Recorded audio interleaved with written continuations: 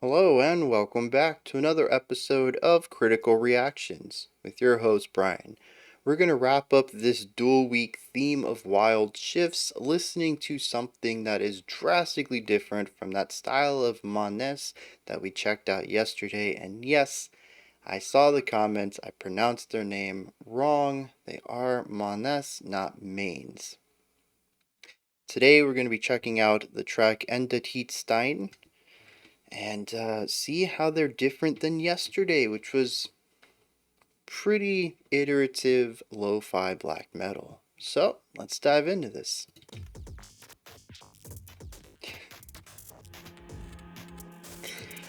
What is it with black metal bands going towards electronica? We also saw this with Semargal, I think was the name of the band. Come as you are, I'll be here, waiting for you forever. Never before. Very wide sound sphere, wonderful production, lots of clarity, dual vocals, nuanced space.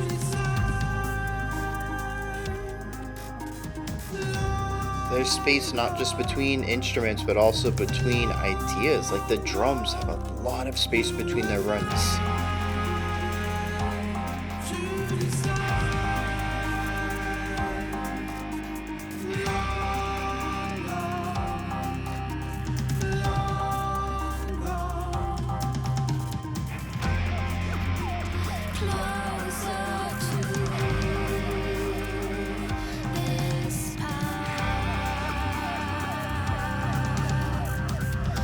Still eerie and atmospheric though.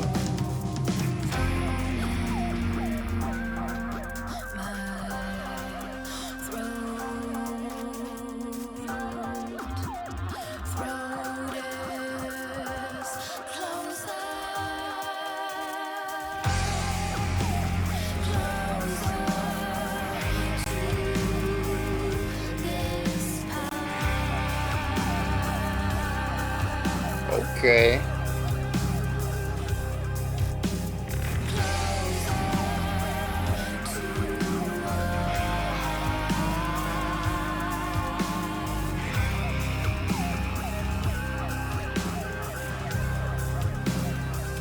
We got some bass presence there. What do we know? Who do you see? We chatted, explosive. Really interesting panning idea on the female vocals. What do we know? Who do you see? We chatted, explosive. Who am I?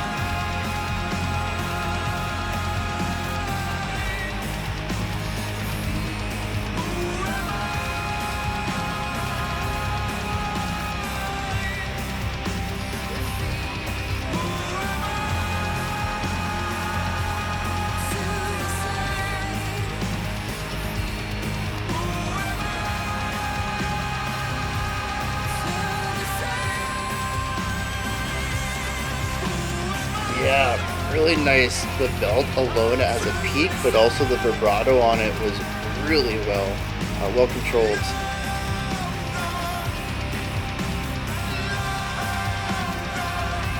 We keep getting these little ghosts of this guitar wailing over here.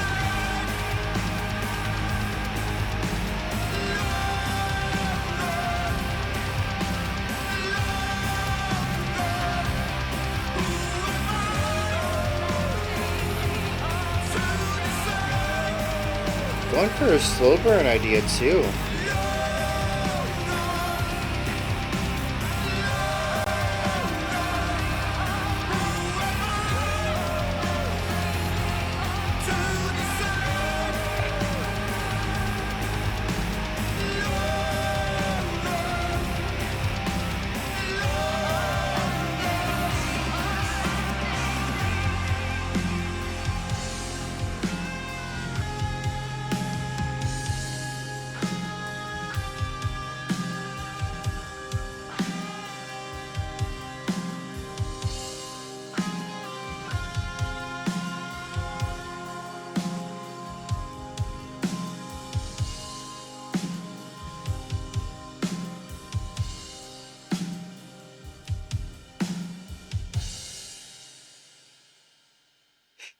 Wow, that is how I wanted to. Well, it's kind of how I wanted the whole week to go, but I'm glad we got there at the end.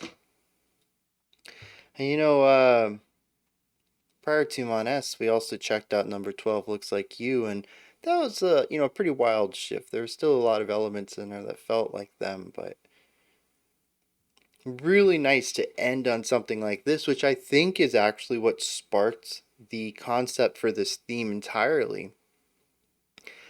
Because we did have those two Samargal special selections, one from their black metal and one from their dance pop stuff. Um, and so, that's just a massive gulf between those two styles. And it's kind of what I was hoping for a majority of this week. And well, I'm glad we got at least one that I was just like, wow, they went from that to this. Yeah, I'm kind of blown away from the transition. It's black metal too, right? What is with that genre? There's something really like sonically. I'm just not a fan of black metal, but whenever I hear the term come up, I always kind of like perk up my ear, like what's going on with black metal today? Because it's just one of those genres that's vast. It feels like it can go in any direction. There's so many different kinds of cross genre black metal, of experimental and avant garde black metal that pushes in, towards classical, towards pop, towards rock, towards jazz. And then just, the idea of blackening any genre.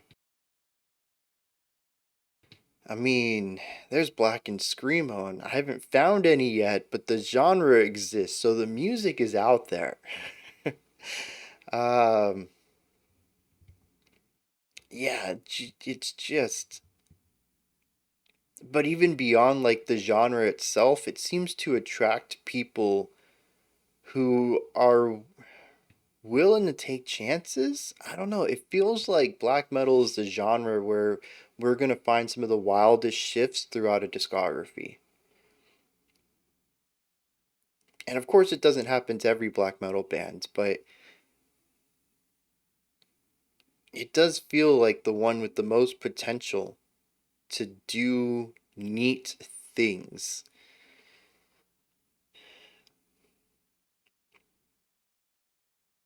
Anyways, let's talk about this track.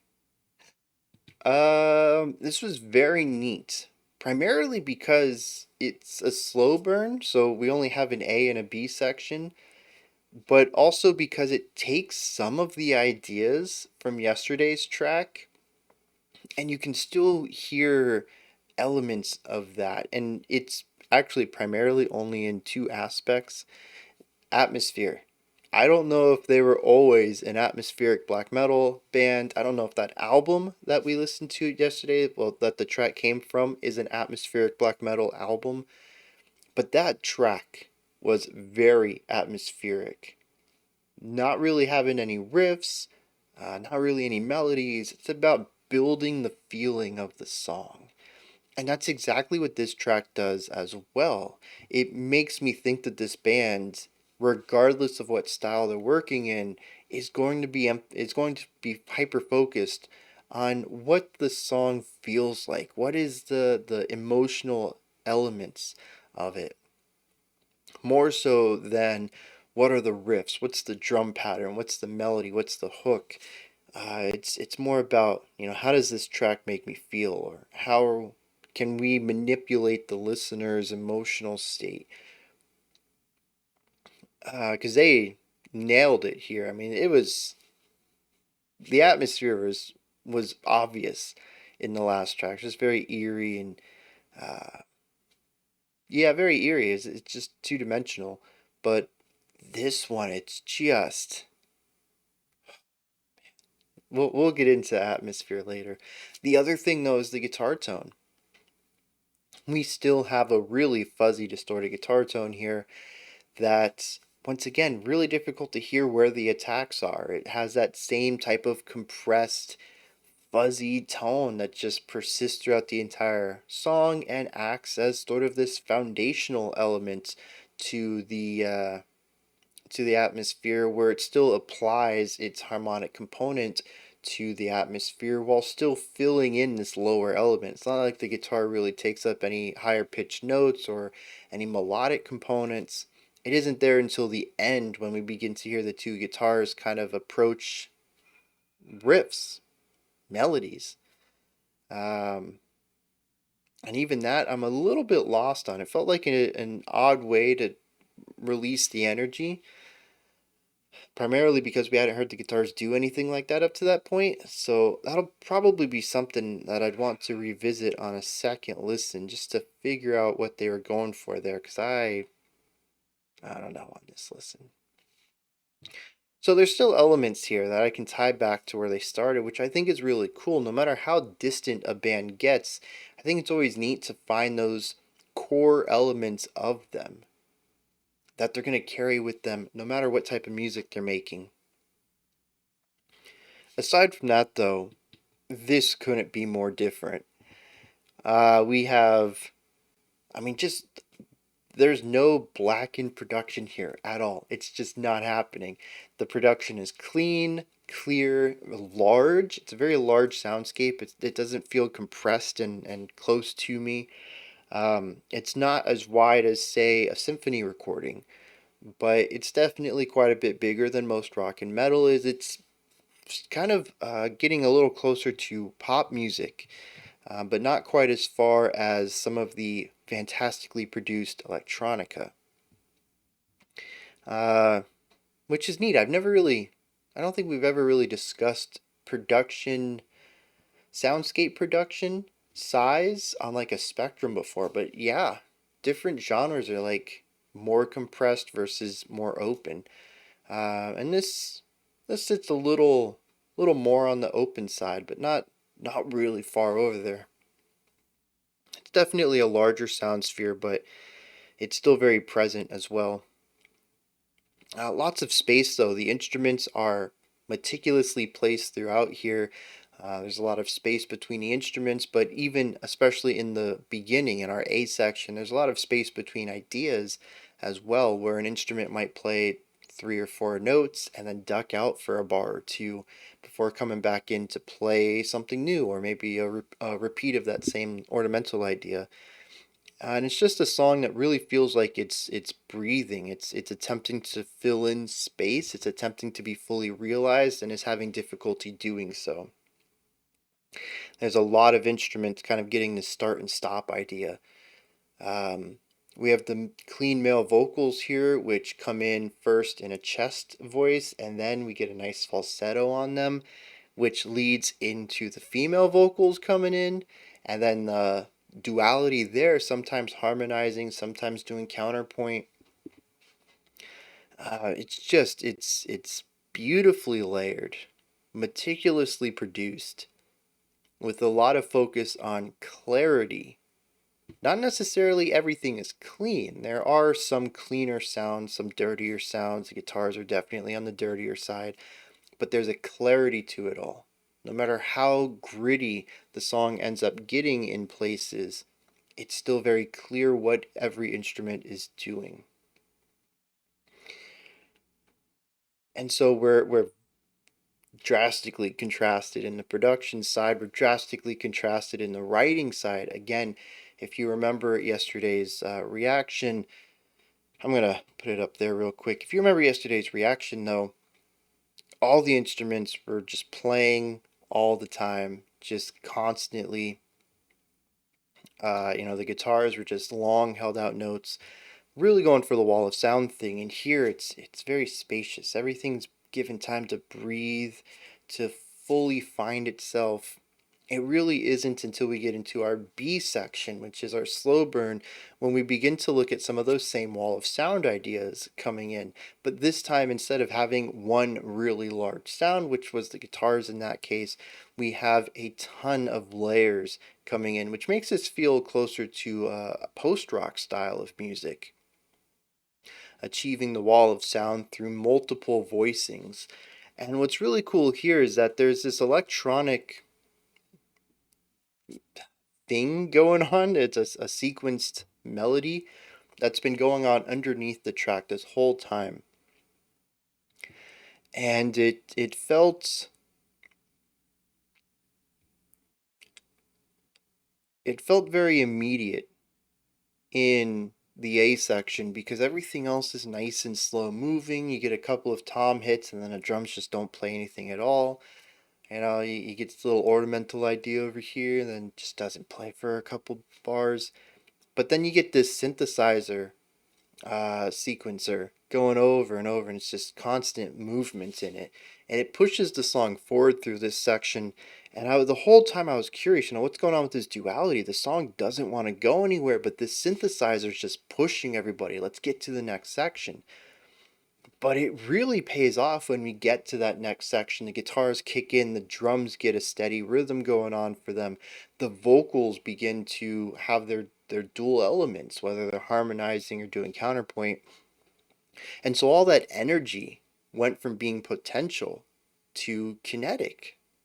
What could have been, a forward momentum or a palpability to the song is now being fully realized.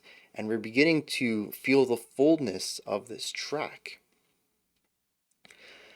Um, so I thought that was really neat. And then it persists throughout the whole song. In fact, I call it an A and a B section primarily because of feel and atmosphere, but honestly, there's so many elements that are shared between the two. It really is just an expansion of the A. It is the quiet part of our slow burn in our A section.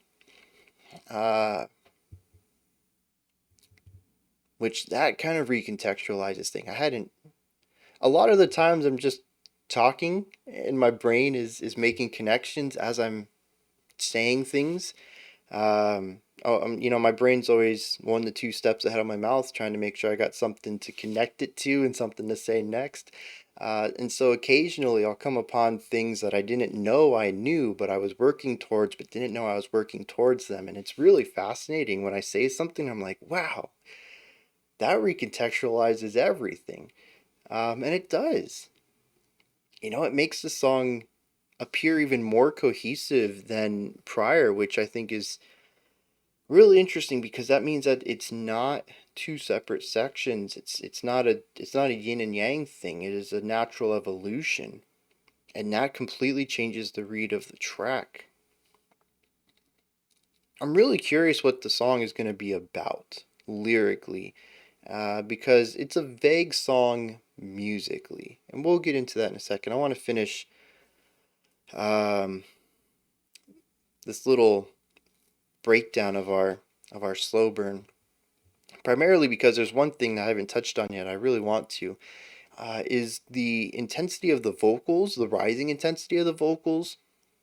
The male vocals begin to get more full bodied here, really widening out and finding a power, a strength within them to punch through all of the noise, while the female vocals have kind of shifted to a background sound. They start from the left and pan to the right, sort of behind the listener, kind of. Um, and they're just kind of constantly doing this motion. But they're in contrast. Like if we remove the panning and we looked at just the notes, they're in sort of a hocketing of the male vocals where they tend to sing in each other's spaces. They're not singing each other's sentences. They're two completely different things poetically, but musically they're so intertwined. But in the production they're separated by distance. One is centered and the other is constantly panned. One is above the music in front of the listener, and the other one's behind it. There's so much distance here.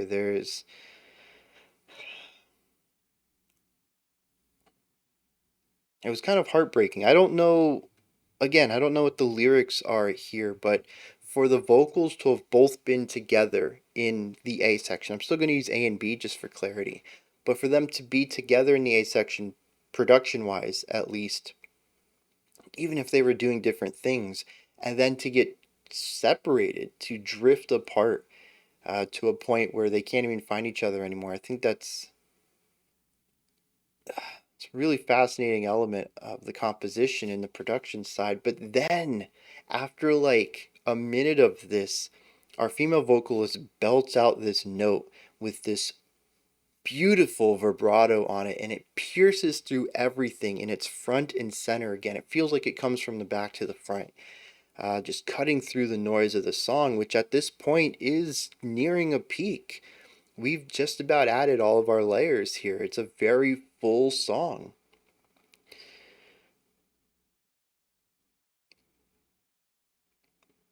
I really love that moment. We kind of back things off a little bit. We remove a few layers.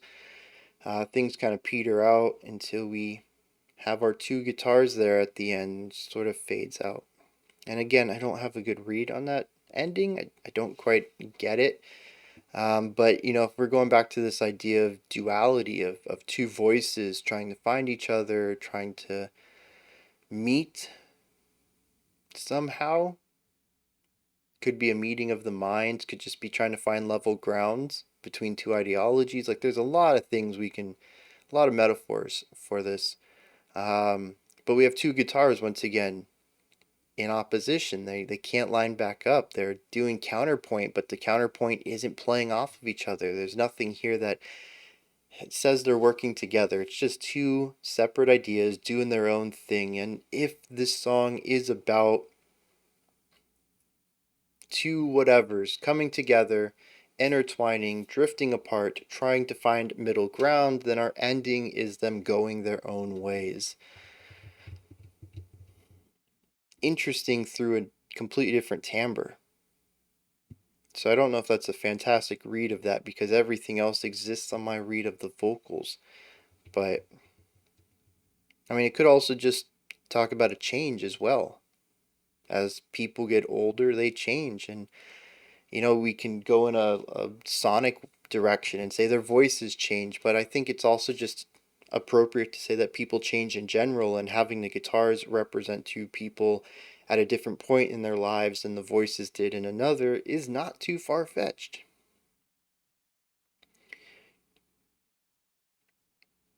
Yeah, I'm gonna have to listen to more of this though. Like I didn't hate yesterday's track, but it's just not my cup of tea. I'm not a big fan of the production primarily, but there wasn't anything musically that grabbed me. It was just, fine. But this was good. I really like this one. Was there anything else I wanted to talk about here before we jump into the lyrics? Vocals, production, slow burn, layers. No, I think that's it. Lyrics. So there's some really interesting language things here that I think is supposed to imply a duality of meaning in the key line that's repeated throughout most of this, but is also worded in a way that feels awkward to me. This line I'm talking about says, "Who am I to decide longer?" It's an interesting way to phrase this. What does it mean to decide longer? Because the question is, do I deserve to decide longer? Am I in a position to decide longer? But I don't know what it means to decide longer. And this line is repeated all throughout this track. But there's also a pause after "Who am I?" which we do lean into during one of the sections in our B moment, one of the moments in our B section. Just "Who am I?" and just ends the line there, once again creating this duality. Not asking about do I have the authority to do this, but literally what is my authority? What is my purpose? Who am I? I really like this section. It says closer to this path I've chose throwing my throat. Once again, a really interesting way to word this, but it seems to be discarding my voice, I think is what they're going for here. It says to get closer to this path, closer to a high. An idea of relinquishing one's voice, or as this, what is this called? This annotation, is that the word I'm looking for? I don't know. I'm blanking on it. Anyways, as this says though, it says that it could be an interpretation of sacrificing agency in order to follow a path, right? It says I've gotten closer to this path by throwing my throat. And I think that's really interesting. If you don't know who you are, you might even give up your agency or your voice, your identity in order to find a purpose, which seems contradictory, but a lot of people do it. And that's pretty much the whole song, except for our opening lines, which says, "Come as you are, I'll be here waiting for you forever. Never before left alone, who do we?" And then the female vocal comes in and says, "Be. Who do we be?" And I think that's really interesting too, is that a lot of this is sung through a duality. There's two voices in a lot of this, and sentences are finished and started by different people.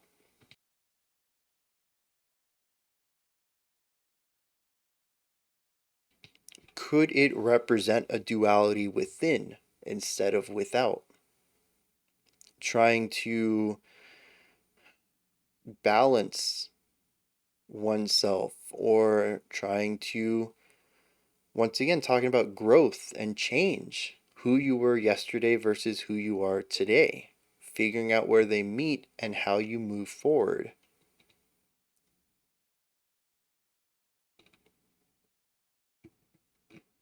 I don't know that I have a really strong read on this, but there are certainly concepts of self identity and learning to understand oneself throughout most of this, and the duality seen throughout most of the music, both the harmonious ways that duality is used and the destructive ways that duality is used, could showcase this idea. I mean, I told you already about my read of the voices and eventually the guitars, of being separated, then intertwined, distanced, and then separate. And that could be what this is about. You know, they walked this path, they got rid of their agency, and they thought that it was going to be what they needed to feel self actualized, and they didn't in the end, and they walked away from it questioning once again, who am I? And the song actually ends on that line, who am I to decide longer?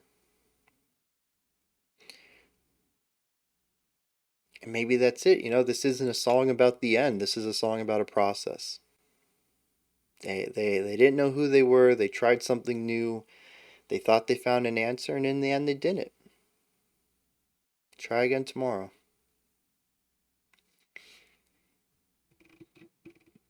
I think that fits well with the music. The music does find resolution towards the end of our slow burn, but given our dual guitar outro, we never really find a pure resolution to the song itself, just a resolution to a moment, which really just kind of petered out, as I said. It wasn't a strong element of resolution outside of the harmonic quality, but sonically, we built all this up, realized this wasn't where we wanted to go, and so we tore it back down and went back to square one. There's also this overwhelming, beautiful tension throughout most of the slow burn as well, which leans very well into a lack of understanding and trying to find meaning. Nothing making sense. So, those are my thoughts on Menace. I forgot how to pronounce this. I pronounced it earlier. We're just gonna go with that. If you want to hear me say it again, just rewind the video. What are your thoughts on this track? Give me your opinions, perspectives, thoughts, comments, all of it down in the comment section. Above that, in the description box, you can find a link to Linktree. In there, you click it takes you here. It's a menu. You click on stuff, it takes you places. You can find my music, ways to support the channel, a link to the Discord server, and so much more. Above that, if you could, like, subscribe, and ring the bell. I greatly appreciate all three. Alright, we have 2 creator requests ahead of us. Otherwise, I'll be back tomorrow. We're going to do an album. Sunday's our live stream. same old, same old. Then Monday, we're going to start a new theme. Until next time, remember to be critical, not cynical, of the music you listen to, and have a fantastic morning, afternoon, or evening whenever you choose to watch my videos.